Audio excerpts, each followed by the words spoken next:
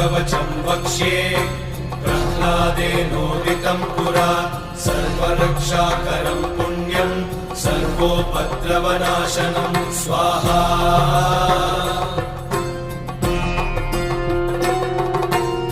सर्वसम्पत्करं चैव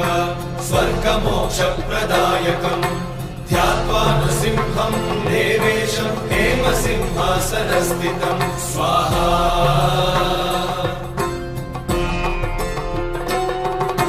निवृत्तास्यं त्रिनयनं शरदिन्दुसमप्रभं लक्ष्म्यालिङ्गितवामाङ्गं विभूतिनिरुपाश्रितं स्वाहा